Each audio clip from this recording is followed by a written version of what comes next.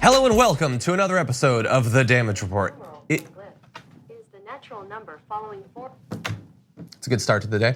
Hey Jayar, you're here. Save us, Jayar, please. I don't understand why that triggered right there. Anyway, it is not just a regular episode of the show, it's Jayar Wednesdays Fun here at The Damage times. Report. I think what the phone was trying to tell you is that it's Jayar Wednesday. Jayar Wednesday. It started to play music. It was like we need to get hyped for Jayar's appearance. But anyway, you should be hyped. Oh, that tiny little yay bar. Thank you. Yeah. It is actually my birthday. Is it, first of all, you look like you're a sprightly young 31-year-old. Would you I like vaguely remember 31. I'll say, I don't know if I never understood the thing about hiding your age, and men really don't have to do it. But I understand why some women do because of the way our society treats them. But would you like to share with us? No, and the thing is, like sweepstakes, guess John's if age. if you take care of yourself, if you take your health seriously, if you eat all natural Pop-Tarts like I do, then you don't have to be ashamed of your age. Because the older you are, as long as you still look good, it's actually impressive. So I'm just gonna say, I'm 50. I'm actually 50, and I will go toe to toe with J-Lo for 50-year-old bodies. No, I'm not quite that old, but I am getting there rapidly. About a year, actually. But anyway, thank you for that acknowledgement and putting me on the spot. And do you know what else is exciting? A little birthday present for me. Ken Klippenstein returns to the show today. Oh man, he's all grown up and he's off doing his thing, but he's coming back with a scoop for us later on. For the few of you that maybe only watch this show and don't watch the TYT main show, we're trying to get Ken Klippenstein to send his purple sweater in. We're gonna hang it from the rafters. Yeah, in honor of him. We're gonna retire his number. Go ahead and tweet to him. We need the purple sweater. Exactly. You know what? We got a lot to get to though. We're gonna Rush Limbaugh, you know, the Medal of Freedom winner. We're gonna talk a little bit about his record later on today.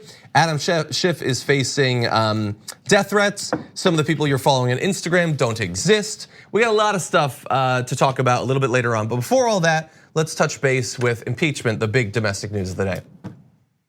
Everybody expects that Trump is going to be acquitted in the impeachment trial today. Like, we're gonna take a look at some of the votes that maybe could go the other way. Susan Collins, Lisa Murkowski, I mean, they wouldn't even give us witnesses. Susan Collins did, only once it was clear it wouldn't happen. But maybe they'll actually vote to remove him from office. But no, we understand where the vote is going to go, but I want you to listen to the excuses that are given by these individuals. First, here is Senator Susan Collins on why she feels okay with leaving Trump in power. Article 1 alleges the president, quote, will remain a threat to national security and the Constitution if allowed to remain in office. Are you confident that the president won't seek foreign assistance again? I believe that the president has learned from this case. What do you believe the president has learned? The president has been impeached. That's a pretty big lesson. I'm voting to acquit because I do not believe that the behavior alleged reaches the high bar in the Constitution for overturning an election and removing a duly elected president. But the president says he did nothing wrong. Why do you think he learned something? He was impeached, and there has been criticism by both Republican and Democratic senators of his call. I believe that he will be much more cautious in the future. That person is held up as one of the most reasonable Republicans. What she said, like, if I am, because it's my birthday, I'm feeling good, I wanna be charitable. She's one of the most naive people I've ever seen literally in my life.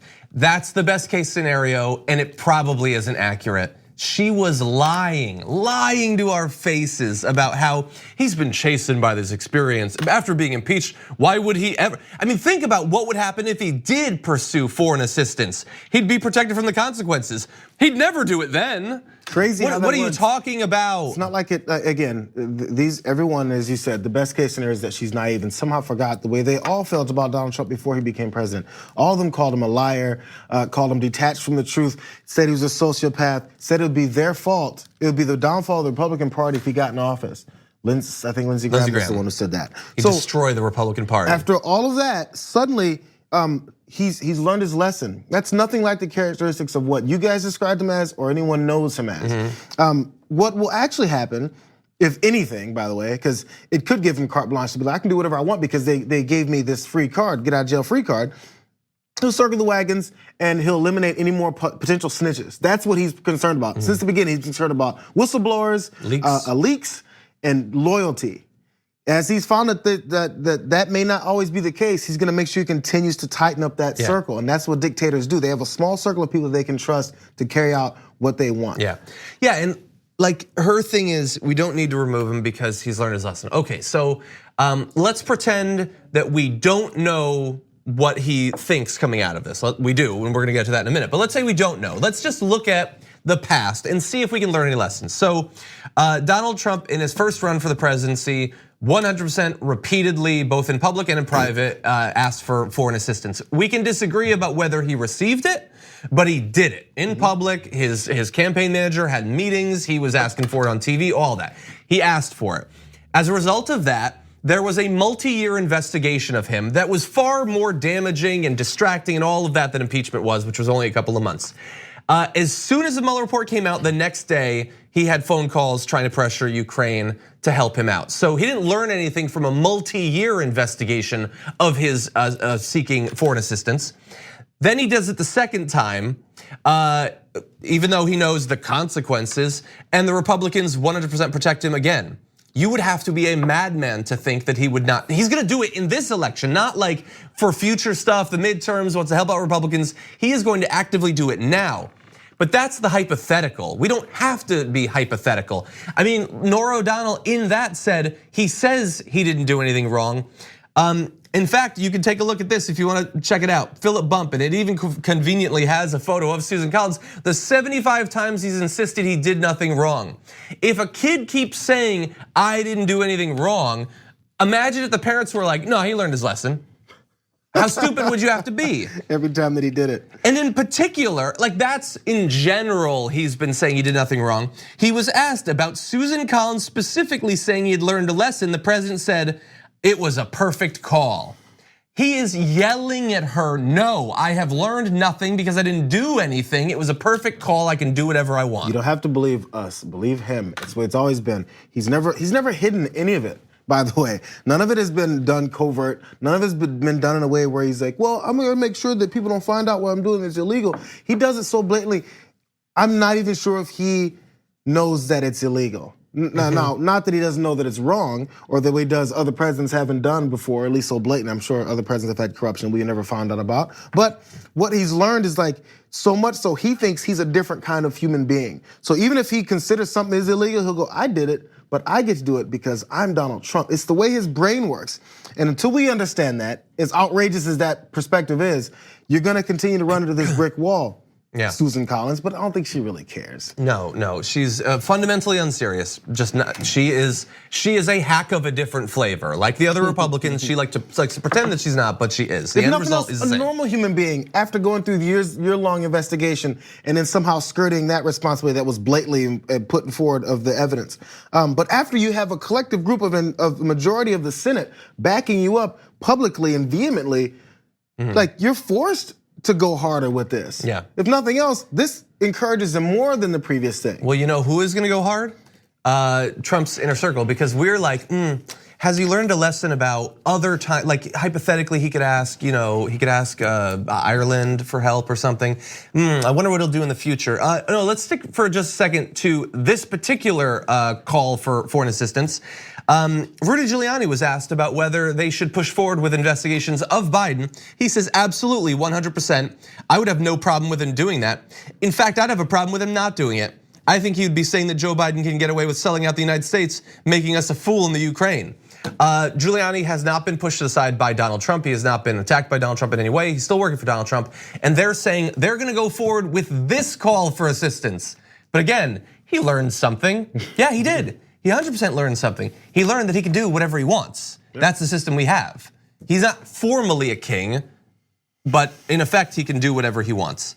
By the way, let's turn now just briefly to Lisa Murkowski. She said, based on what we heard, clearly a factor in that was the president was looking for a certain action from President Zelensky as it related to the Bidens. I believe that. So she says, yes, he was trying to pressure Zelensky to investigate the Bidens. So she gets it. Hey, we won. No, the response to the president's behavior is not to disenfranchise nearly 63 million Americans and remove them from the ballot. I cannot vote to convict. The Constitution provides for impeachment, but does not demand it in all instances. So I grant you, she says, yes, he tried to pressure a foreign leader to announce bogus investigations of Joe Biden to manipulate the effects of the 2020 election, but I'm not gonna do anything about it. Just doesn't matter. Again, it goes back to you can do whatever you want. It's it's the Dershowitz argument again. Yes, he did all these things, it was horrible, but he's the president, and what we don't want to do is remove a criminal president. We'll admit that he's a criminal president, but we don't want people to be mad that they voted for a criminal and he was removed for being a criminal. Yeah. It doesn't make any sense. What are you there for? Yeah, and look, anyone who says something overturn an election, never trust a thing that person says. By its very nature, every single impeachment is going to that definition, overturn an election. It's an irrelevant point, it doesn't mean anything. It's clearly laid out under what circumstances impeachment is merited. Bribery, high crimes and misdemeanors, treason, all of that. Look, we can disagree about whether we believe that this falls under, I think it's very clear. But this whole thing of, I think we should just let the people vote, that can be the retort to any crime a president commits. Trump could go on a shooting spree and kill all the Democrats who are running against him, and Lisa Murkowski could throw her hands up and say, well, yeah, I agree, it's inappropriate, but shouldn't the American people really decide at the end of the day? Yeah. It is fundamentally devoid of any intellectual or ethical merit. Let's go with the rest of the flawed, this last thing on this, I'm sorry. The rest of this flawed take is, hey, they want to investigate the Bidens. This is open. Hey, let's investigate the Bidens. Giuliani said, let's investigate the Bidens. Hey, you know what? There's millions and millions of Americans who still support Joe Biden. Should you take that into account? Hey, don't investigate the Bidens. Don't investigate Joe, don't investigate Hunter. Don't go into that solely because people still like Joe Biden. Just let the people decide. That's our reasoning. Let the people decide. So frustrating. Oh, by the way, just a small amount of credit. Doug Jones apparently is going to vote to convict him. He did announce that earlier today. By the way, it might be happening right now. Reluctantly. Reluctantly, whatever. He's going to do it. It's something, I guess. It's something. In general, we get nothing. Okay, we're gonna take a short break. Lots more to get to after this. We need to talk about a relatively new show called the Republic, or UNFTR. As a Young Turks fan, you already know that the government, the media, and corporations are constantly peddling lies that serve the interests of the rich and powerful.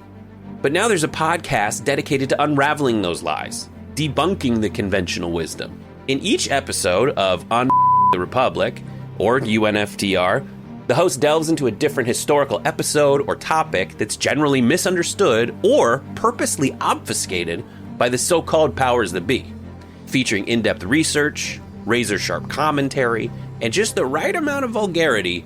The UNFTR podcast takes a sledgehammer to what you thought you knew about some of the nation's most sacred historical cows. But don't just take my word for it. The New York Times described UNFTR as consistently compelling and educational, aiming to challenge conventional wisdom and upend the historical narratives that were taught in school. For as the great philosopher Yoda once put it, you must unlearn what you have learned.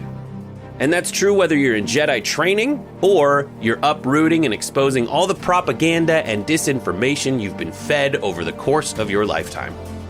So search for UNFTR in your podcast app today and get ready to get informed, angered, and entertained all at the same time.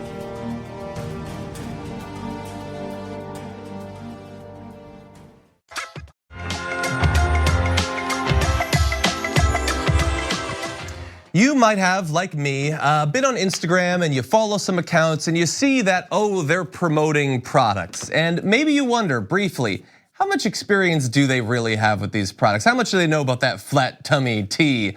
What if you found out that they literally can't experience the products because they're not real people? That's where we turn to sort of Black Mirror filter laid over our social media world. And joining us now to break this down, writer of an awesome article, reporter for the Huffington Post, Jesselyn Cook, welcome back to the show. Thanks for having me. Glad to have you here. Very much enjoyed your article. So we're talking about artificial influencers. Tell me a little bit about what this looks like.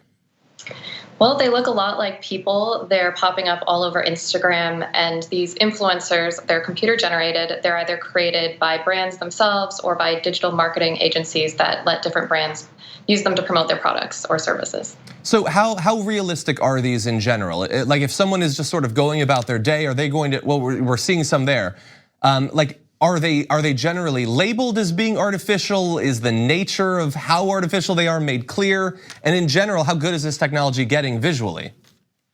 Well, it ranges a bit. Michaela, who we just saw on the screen, you can tell that she looks like kind of like an avatar from a video game, but some of them look very realistic, and that's intentional by design, and very few of them disclose that they're computer generated and not real people, and go to great lengths to seem human-like and engage with their audiences. Yeah, that sexy colonel that we showed looks, now that's literally what his name is. I'm not just like, it's not a value judgment, although clearly he's a very sexy CGI creation.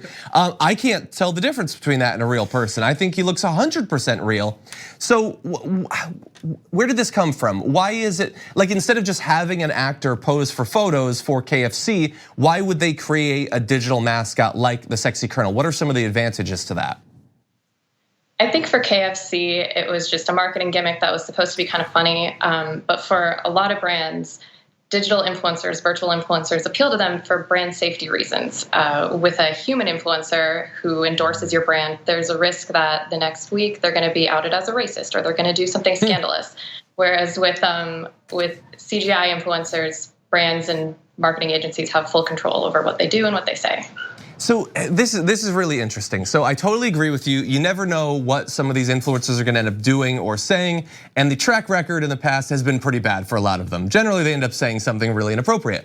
But you also want your brand mascot to be real, like to seem like a human. And so in the case of Michaela, she has 1.9 million followers. She talks to them about being bullied, drama with her friends, her dating life, and even being sexually assaulted, despite the fact that she is not a real thing that can be sexually assaulted. So in this sort of quest to be real, could they potentially cross the line in the same way that a human influencer could? Yeah, absolutely. That instance with Michaela definitely crossed the line. Brud, which is the company that runs Michaela, they took down the video of her talking about her sexual assault right away after there was some backlash. But it's certainly less likely that you're going to be dealing with something like that with a virtual influencer than with a human. Yeah.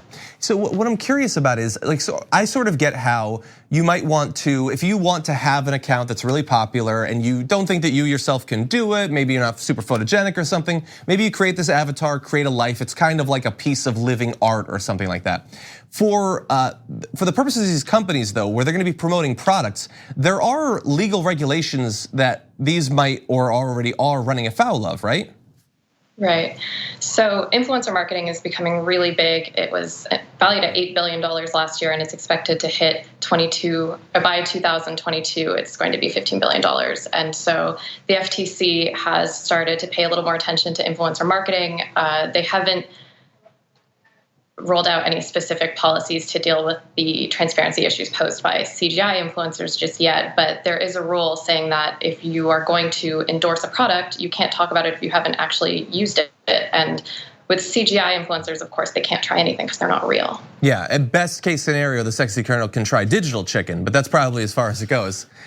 So I did have another question though, because in your article you talk about some proposed legislation that might help in this situation. And one area is making sure that in the same way that sponsored posts are supposed to be clearly labeled, that if you are a digital avatar, that needs to be made apparent in the post, correct?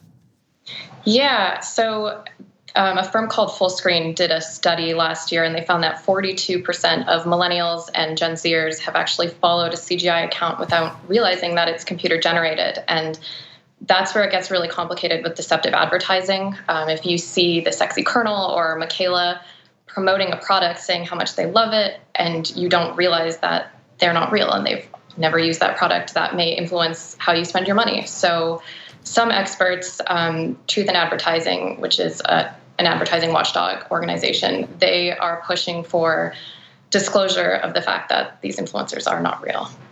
Jess, it's Jayar. So the same way, whenever you have the advent of all this technology and things change, like the way we had Uber and Lyft and all those things, and taxi drivers, traditional taxi drivers were upset because their jobs were getting taken away. Have you noticed, or has there been a pushback from real life, living, breathing influencers maybe losing some revenue because the opportunities are getting maybe taken away by things like this? Have they had any pushback on that yet? Because that's kind of like a livelihood for a lot of people. Yeah, it's kind of wild to think that even influencers may not be immune from automation taking over people's jobs. I haven't seen any pushback yet, but with the way this trend is growing and based on how popular these CGI influencers are becoming and how many brand deals they're getting, I could certainly see that becoming an issue. Yeah, and I was talking with my producers before this, and one of the proposed pieces of legislation involved, if you are computer generated, then you would have to identify it. And there are these interesting edge cases where I believe, Michaela, I could be wrong, initially the photographs are of a person, but the face is digitally added afterward. And so that hypothetically would be computer generated, even though most of the image is real, but almost everyone's photos have some sort of digital manipulation, from filters to colors being changed to figure outlines being changed to dog ears being added. How it seems like it would be a difficult thing to adjudicate.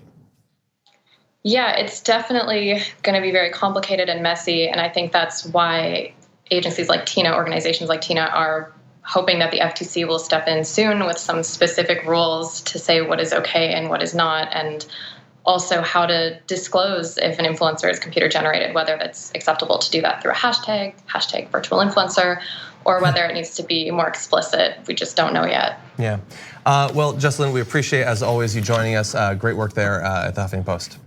Thanks, John.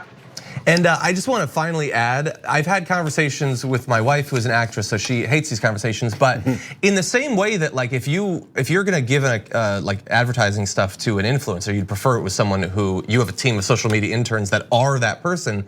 Like artificial actors and actresses in the future, why would you want to have someone who could be a diva or might want more money for the next movie? Like, I have a feeling that you're going to be seeing personalities, digital avatars, not the character in a movie, but someone who is playing the character that can be in multiple movies and shows.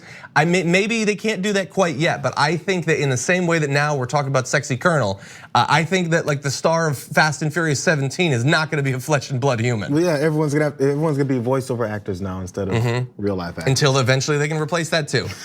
Okay, anyway, we're gonna take another break. We come back, Adam Schiff facing some death threats. We're gonna break it down after this.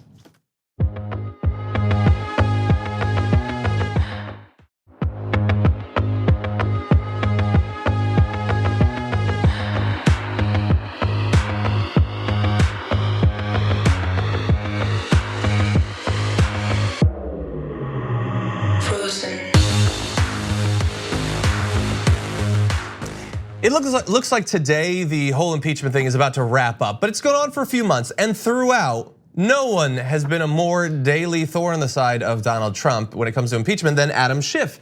And Trump has been lashing out at Adam Schiff for a long time now. So look, we know how this goes over the past few years. Trump demonizes a politician and it's a countdown starts until someone mails a bomb to them or something like that. Yep. Turns out, no, that already happened. We just didn't know about it. This was on October 1st. Jan Peter Meister allegedly called Adam Schiff's office. It's the same day, by the way, that President Donald Trump called for him to be arrested for treason. Total coincidence. Following an investigation, Meister was arrested on October 3rd. He was indicted on October 23rd on a host of charges, including illegal possession of a number of firearms. He's pleading not guilty. So what did he do? Well, he called Schiff's office and he left a voicemail. We've had to bleep out sections, so it doesn't necessarily register as English anymore, but let's put it up and you'll get an idea of what I'm talking about. There's a lot of stars in that. Yeah, go F your mother, you son of a B, because I'm gonna F and blow your brains out, you F and piece of S mother F. Yeah, it goes on like that for a while, but there's a lot of threats to blow Adam Schiff's brains out. And this is what we've seen before with Maxine Waters and Ilhan Omar. They become a target of the obsession of Donald Trump and his media allies. And eventually someone, best case scenario, threatens to murder them. Worst case scenario, tries to murder them. And so in this case, we have threatens to murder him. And now, of course, he's been brought up. They arrested him, found all this stuff. We'll probably get the details of what they found in his apartment. Yeah, well, we do know. Spoil that. So a little bit more details on him. He's a registered sex offender. His lawyers say that he made the threats in a drunken stupor, so that makes it better. Officers say that when they arrested him 2 days after the incident, he smelled of alcohol, cursed at agents, and stated, "F Adam Schiff." So even as he's being hauled away, he's raising the banner of war against Adam Schiff even more. So somehow this is like his manifesto. I mean, considering they're coming to get him and he's still holding strong to his beliefs and his values about killing Adam Schiff. Another aspect, of course, is he's a conservative. He's mad, he's drunk, he's a registered sex offender. He's got guns. Yeah, apparently he has no regard for the law, but he's watching Fox News. Yep. And that's where he comes in and decides to find a way to do something about this scourge on our earth. There has to come a point when you have to. We just spoke in our last with Jesselyn Cook about AI and laws and rules around what you may promote and push out. This is just for advertising dollars. So you can't have a fake AI come out and take over for people and people not know that. So when Fox News stokes violence and it actually can affect the lives of people, let's not forget politicians get shot. In case you guys forgot, that happens. Then there has to become a point when the responsibility of the people who are stoking those flames have to put some kind of disclaimer out there, say this is a joke, we're just out here trying to make money. Caesar Sayak was the other guy who sent all those mail bombs to CNN and a bunch of the different entities and certain politicians that were democratically elected. Again, he's pointed out and said, I've been watching Fox News, they told me to go do this. This same guy, I was watching Fox News, they told me to go kill Adam Schiff, so I'm just following orders. And that's not just a heat of the moment thing. When they came to arrest him, he said the same thing. He's still doing it. This is his principle, this is who he is. Yeah. I get drunk and I watch Fox News and I get mad and I do something about it. Yeah, and look, this is the actual defense of his lawyers. They explained to investigators that he watches Fox News and likely was upset at something that he saw in the news. He stated that he strongly dislikes the Democrats. Well, yes, he wants to kill them, and feels they're to blame for this country's political issues. Which, look, you know, half the country's gonna think that the Democrats are responsible, the other half is gonna think that the Republicans are. Some people think both are. I think they're the most accurate. Don't kill anyone, I would say. And here's the thing, like as we alluded to with the October 1st thing, Trump said that Schiff should be questioned at the highest level for fraud and treason. He tweeted, why isn't Congressman Adam Schiff being brought up on charges for fraudulently making a statement? He's referring to the joke. Remember, he took this like joke that Adam Schiff told and has for months been saying that he is lying about the call to get Trump removed from office and overthrow an election. That is the sort of willful lying over and over and over, magnified by Fox News over and over and over, that clearly is seeping into the addled, alcohol-soaked brains of Fox News viewers. And the vast majority of them the most they'll ever do will be, oh, I hate him, like most people will when they watch the news. A smaller percentage will leave voicemails like this. A very, very tiny fraction will actually plot to assassinate an official. And those people are out there. And so you have to try to be accurate in the things that you say. Trump has no compunctions, no ethical obligations that he feels to do that. And that's fine, but then it's on the media to provide a filter on that. And Fox News is even more enthusiastic in going after Adam Schiff than Donald Trump is. Even, was today the 4th? 5th. So yesterday. It's your birthday, bro. It is actually, I should know that. Yesterday, Greg Gutfeld had this whole like comedy sketch about pencil neck Adam Schiff, like gleefully trying to overturn the election. That was yesterday, it was months after the death threat. And Trump is going around throwing like schoolyard bully insults at him. Yep. When you say terms like treason, which he says a lot, and also when he referenced the whistleblower, Trump again saying, you know what we used to do to those people. This isn't subtle jabs or subtle suggestions for what you should do. What do we do with people who are found guilty of treason? We kill them. So if you're one of my loyal followers, you're gonna do my bidding and kill this guy. You don't have to say the full words to get it. If someone goes on TV, points in the camera and says, you should go kill this person, most networks, outlets would probably cut that off. Or if they say you should start this fire, you should go do this. If you're stoking violence, directly stoking violence, That's one of those things that people don't want to be responsible for broadcasting. But instead, we're allowing this to happen and say, well, he just went about himself to go do these things. It's been seen over and over and over again that people get pushed to do these things, and it gets just granted as just a normal thing that happens. When the congressional shooting happened on the softball field and some Republicans were shot by a lib or Democratic supporter of a candidate, I think it was Bernie supporter, Bernie Sanders didn't come out and say, well, what are you gonna do? What are you gonna do about it? Nothing I can do. There's constant worry and concern and say, yeah, now by the way, you guys, we're against these guys, but let's not do anything crazy or stupid. There's always to be that preface. For some reason, these kind of entities don't have that responsibility. And look, you're allowed to advocate for your positions, you're allowed to attack the other side if you want to, but you have to understand that there are crazies out there, and so you're not supposed to be constantly poking them with a stick. And very specifically doing, I mean, how many times has Trump tweeted supporters talking about how if he gets removed, we're gonna have a civil war? And Fox constantly, this is a coup, this is a lynching. They are trying to overthrow an election. That is obviously not what is happening. So they are willfully exaggerating to try to get people to think more radically about the situation. All like the common refrain now amongst right-wing commentators is, if the Democrats do X, people are gonna grab their guns. Not they're gonna grab their guns and that's terrible, don't do that, never threaten violence against your political opponents. They just end the sentence there. Meghan McCain on The View gets watched by millions of people. And she says, well, if they try to pass gun control, it's gonna be a civil war. People are gonna grab their guns and start shooting. And then we see at the Trump rallies, more and more of his people saying, yeah, come and get my guns, I'm ready for it. Threatening reporters right there. Instead of saying that's a terrible thing, what they're saying is that using that threat as a deterrent from people to voice their point of view or support who they want to support, or say what they want to say against this president. It's instead of saying that's a horrible thing that we consider some people they do, it's, hey, don't forget, you might die, so don't be an American anymore. Exactly. Thankfully, they caught this guy, but God only knows how many other people are sort of stewing in this anti-Adam Schiff thing. And by the way, it's the last thing, his attorney said, oh, he's not a viable threat because he can't go all the way and kill Adam Schiff on the East Coast because he lives in Arizona. Adam Schiff represents a district in California. California is right next door to Arizona. I don't care what you think he can do. If he's motivated to do it because he feels his duty in life is to be loyal to this president, then he'll do whatever he wants. I don't care what you think he can do. He said he wanted to do it. No, and he had the means to do it. We don't make the lives of our congresspeople dependent on whether someone like feels up to hop a Greyhound one afternoon. Anyway, we're gonna take another break. On the other side, Ken Klippenstein.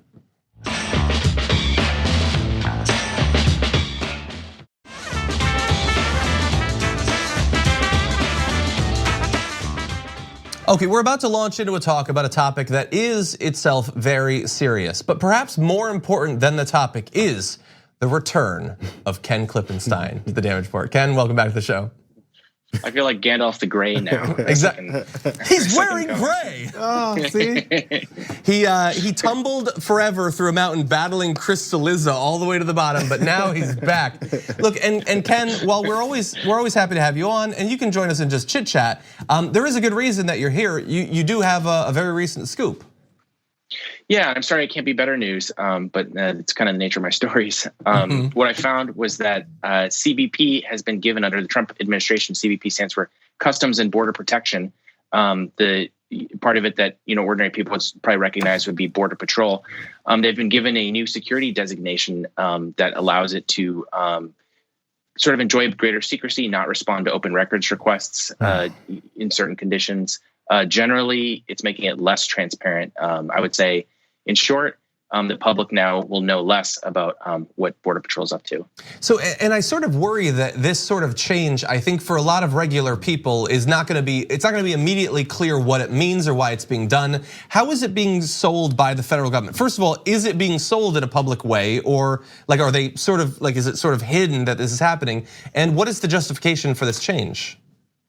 This was done completely secretly. The only reason I know about it is because someone who works for CBP leaked it to me, the memo, giving it this new security designation that I should point out puts it in the what was the term they used in the memo? They said the frontline intelligence agencies like the FBI or DOD components. Now Border Patrol enjoys a lot of those same protections. What's incredible about it is what they cite as a pretext, and I say pretext because I don't know for sure if this is why they did it or if they're just saying this, why they did it, was a Twitter troll who was posting already public information about their salaries and their official role within the organization, which was already legal to access. And so they're acting like this is some huge affront to the safety of their employees, and that's why they're adopting these new security secrecy measures. Yeah, government salaries across the board are public information, aren't they? Yep. And would this change actually hide salary information for CBP officials?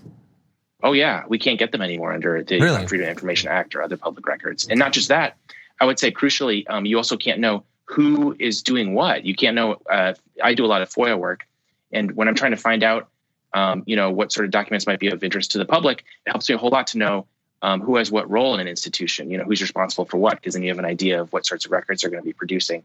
And I would say generally, that's a good thing. Like cops wear, they have their name tag, so that's a measure of accountability. So you have an idea of who's, you can remember if something happens, say, oh, officer such and such did this. And I would say a step away from that, I should note, these aren't social security numbers or, personal home addresses or anything. This is just their sort of official information. So I don't see how that would protect them. And that's what experts told me as well. They don't see how this would provide any sort of protection. And so people who've been following the channel for a while, we've had you on for a lot of your stories, and quite a few of them are around CBP or ICE, other immigration and those sorts of stories. So like looking forward, how do you think this might impact your ability to continue that sort of investigative reporting? I think they won't like it because I'm going to be getting more leaks. Someone like me, we can do this the easy way or the hard way. You can give it to me under FOIA, or I'm going to find out about it from my sources inside the agency, so they can take their pick. I like that little threat. So you're not feeling necessarily deterred. Like you're perfectly happy to go through FOIA requests and things like that. But I mean, this story itself is the product of a leak, and so it certainly seems like there is going to be a release valve for this sort of information going forward. Absolutely. One thing I like to do after I get a leak is then FOIA that document and say, look, I know you have it. I just reported it. Give it to me. So there's there's a funny sort of symbiotic relationship between those two different things. But I would say more seriously, not everyone has sources. If you're an ordinary person that wants to know what's going on and you're not a reporter, why would you have sources? So that I think while it may not hurt me individually, I think it is going to hurt the society generally with respect to people being able to understand what the government's up to. Yeah. Kenny, sorry, it's Jayar. So maybe calm down my potential hair lighting on fire approach to this. So I'm hoping you say no. But are there any comparisons, at least this is just maybe your historical point of view, is there any connections to this about past maybe dictatorships or kinds of governments that have a secret police force that kind of get started with having no more accountability, that this is comparable to, that now they can start doing things that people don't see happening and potentially harming people that don't have as much power without any kind of accountability? Have you seen this in any kind of other country or history? I can think of a certain country that was very interested in immigration, but I will say that the Twitter account that they cited as their pretext for these new secrecy measures himself was just saying, I want to put out into the public this information. He tried to organize it in a way that was more accessible because remember it was already public. He said, I want to hold accountable them for putting children in cages, essentially. Yeah. And so to me, I have to imagine that factored into their consideration of why they were going to pursue this. So I do think there's a big political component to that, and that this isn't just simply law enforcement concerns as they may try to maintain. Well, so great work as always. We wish you could be doing it for us, but it's great that you're out there, continuing the long streak of breaking great stories. Two quick questions though. One, now that we're going to need more leaks in this area, where can people reach you to do that sort of thing? I love that you asked me that. I would install a Signal app, which is free, encrypts your messages, set it to disappearing, and text me at 202-510-1268. Again, that's 202-510-1268. And the last is not really a question, it's more of a point. I just want you to be aware that there is sort of a popular storm brewing around a campaign to get one of your lavender sweaters sent to the studio to be hung in memoriam. So just know that that's out there. We want to retire your sweater. So Ken, as always, thank you so much for joining us. We love the work that you do. Great to talk to you guys. Take care. You too. We're gonna take one last break. We come back, a little bit more to close out the show.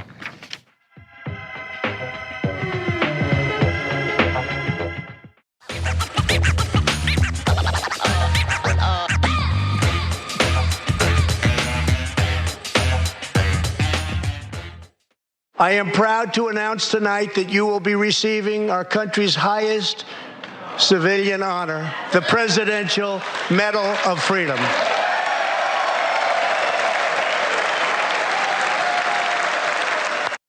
So there you have radio shock jock and one of the most prolific racists in recent American history, Rush Limbaugh, shocked that he's getting the Medal of Freedom, despite the fact that it had been news for hours at that point. So I don't know exactly why he was pretending to be shocked, like he knew he was gonna get it. It's so weird. But anyway, it happened. The Medal of Freedom, for those of you who might not know, is designed to recognize those people who've made an especially meritorious contribution to the security or national interests of the United States, world peace, cultural or other significant public or private endeavors.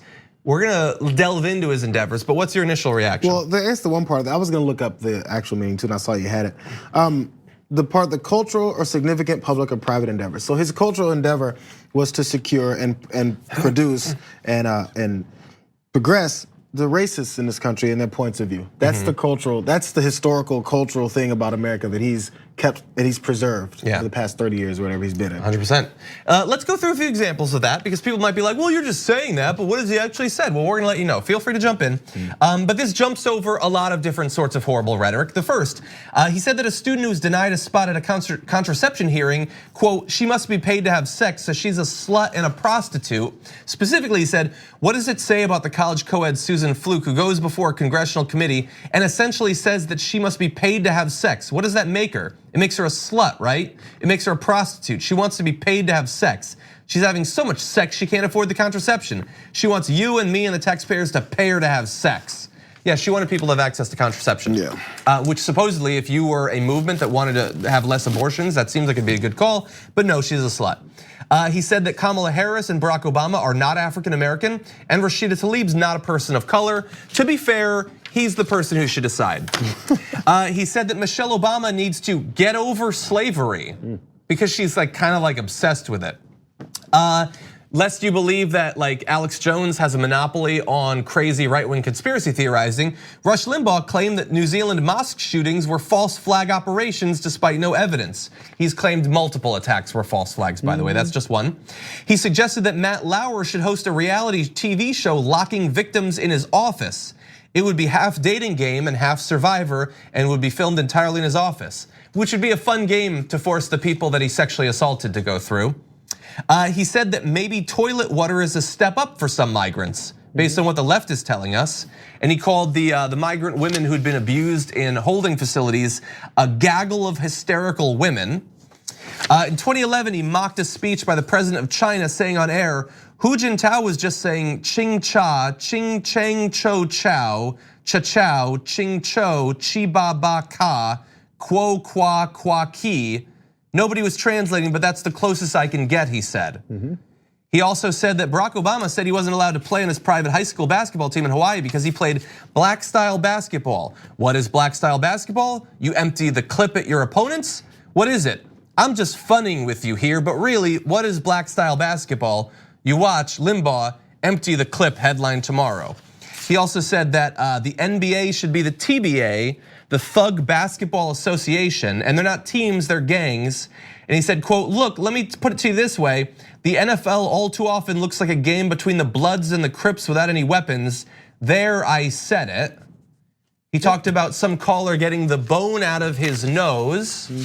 And look, like we have to stop at some point, but you can go through hundreds and hundreds and hundreds and hundreds of incidents as bad or worse. These are not like diversions from his career. This is why he had any audience at all for 31 years. Absolutely, meritorious contributions to cultural and significant public or private endeavors. That's Rush Limbaugh's meritorious contributions to our society, and that's what he's being celebrated for. And it's impossible for me to care less about the fact that he got the Medal of Freedom. I'm not even upset about it. Who cares? It's a part of the trolling process. We know that he just announced that he's got stage 4 lung cancer, right? And then so this came up now. I'm not sure if they were planning it beforehand, so I can't speculate on that, but it seems that it came forward because of that. So once you get diagnosed with that kind of condition, then suddenly you get the Medal of Honor, because then if anyone brings up how much of a horrible person he's been in his entire life, they are now a bad person. Exactly. It's a trolling. No, he's a bad person. He's an enthusiastic bad person. That is all he has ever been. That's the only reason anyone ever liked him.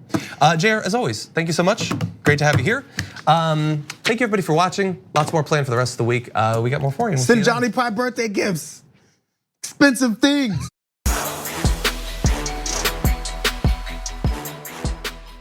Thanks for listening to the full episode of The Damage Report. Support our work, listen ad-free, access members-only bonus content, and more by subscribing to Apple Podcasts at apple.co/TYT. I'm your host, John Adarola. I'll see you soon.